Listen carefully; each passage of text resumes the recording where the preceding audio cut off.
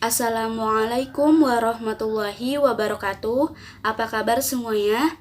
Semoga dalam keadaan sehat selalu dan selalu bahagia.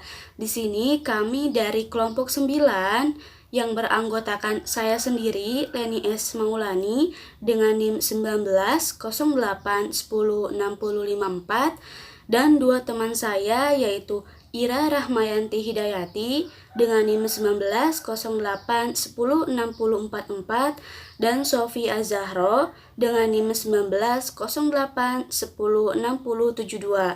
Di sini kami akan menjelaskan atau memaparkan mengenai daur biogeokimia, yaitu salah satunya mengenai daur atau siklus sulfur atau belerang. Disimak ya. Pengertian siklus biogeokimia. Siklus biogeokimia ini adalah siklus lengkap, yaitu pertukaran atau perubahan unsur kimia secara terus-menerus yang melewati komponen biotik. Dinamakan siklus biogeokimia karena adanya unsur keterlibatan, yaitu ada unsur biologi, geologi, dan kimia pada prosesnya. Meskipun pada dasarnya siklus ini merupakan sebuah proses daur ulang, namun ada beberapa siklus tertentu yang mengalami adanya akumulasi dan penyimpanan dalam waktu yang sama. Daur biogeokimia ini dapat dikelompokkan menjadi 3 tipe, yaitu ada daur gas, cair, dan padat. Daur gas ini meliputi daur karbon dan daur nitrogen. Daur cair meliputi daur air, sedangkan daur padat meliputi sedimen, yaitu ada daur fosfor dan daur belerang. Nah, pada kesempatan kali ini kelompok kami akan menjelaskan mengenai daur padat, yaitu daur belerang atau sulfur. Disimak ya. Sulfur di dalam tabel periodik ini dilambangkan dengan huruf S dengan nomor atom 11 dengan bentuk padatan kristal berwarna kuning, dan di alam ini berbentuk sebagai mineral sulfida dan sulfat. Bagaimana sih belerang ini bisa masuk ke dalam tumbuhan, hewan, atau manusia?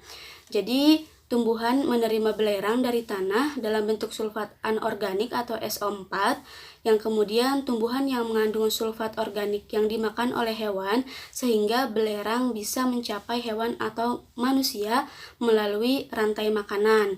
Jika masih di dalam tubuh makhluk hidup, sulfat ini masih tertata dalam sulfat organik. Namun ketika manusia atau hewan, tumbuhan mati, mereka akan terurai menjadi gas H2S atau kembali menjadi sulfat dan bahan organik. Kemudian untuk aktivitas gunung berapi, kemudian ada pabrik sisa pembakaran minyak dan batu bara, yang mana aktivitas-aktivitas tersebut itu bisa menghasilkan bentuk gas SO2 di udara yang akan menghidrolisis air untuk membentuk H2SO4 atau yang kita kenal dengan hujan asam. Kemudian hujan asam ini akan dikembalikan lagi ke darat dan diubah menjadi ion-ion sulfat yang penting bagi tanaman. Kemudian tanaman dimakan oleh hewan atau manusia, kemudian akan mati, terurai, begitu seterusnya untuk siklus daur sulfur. Untuk siklus selengkapnya akan dijelaskan oleh teman saya. Di sini saya akan melanjutkan materi mengenai daur sulfur. Pengertian dari daur sulfur adalah salah satu bentuk dari daur biogeokimia. Pengertian dan definisi lain dari daur sulfur atau daur belerang yaitu perubahan sulfur dari hidrogen sulfida menjadi sulfur dioksida, lalu menjadi sulfat dan kembali menjadi hidrogen sulfida lagi. Sulfur di alam ditemukan dalam berbagai bentuk. Dalam tanah, sulfur ditemukan dalam bentuk mineral. Di udara, dalam bentuk gas, sulfur dioksida, dan di dalam tubuh organisme sebagai penyusun protein. Selanjutnya, saya akan menjelaskan mengenai terjadinya daur sulfur. Daur sulfur terjadi karena adanya aktivitas dari pabrik yang asapnya menghasilkan SO2 atau sulfur dioksida. Sulfur dioksida ini kemudian bergerak menuju atmosfer, dan di dalam atmosfer ini sulfur dioksida akan berikatan dengan oksigen dan air, maka akan berbentuk asam sulfat atau H2SO4. yang dikenal sebagai hujan asam. Apabila hujan asam turun, maka akan membentuk ion-ion sulfat. Lalu, ion sulfat ini akan diserap oleh tanah dan juga air. Dari tanah, kemudian ion-ion sulfat ini akan diserap oleh akar dan dimetabolisme menjadi penyusun protein dalam tubuh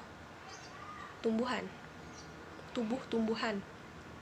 Ketika hewan dan manusia memakan tumbuhan, protein tersebut akan berpindah ke tubuh manusia.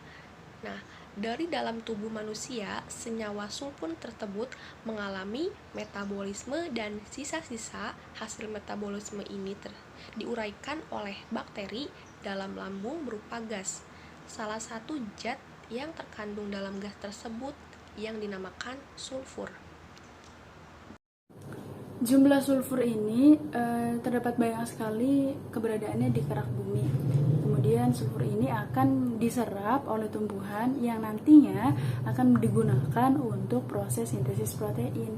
Apabila penyerapannya terjadi secara aerob, maka sulfur ini akan membentuk sulfat kembali. Namun jika penyerapannya atau penguraiannya terjadi secara anaerob, maka akan menghasilkan gas sulfur dan sulfida. Cukup sekian penjelasan dari kelompok 9, kurangnya mohon maaf. Billahi taufiq wal hidayah. Wassalamualaikum warahmatullahi wabarakatuh.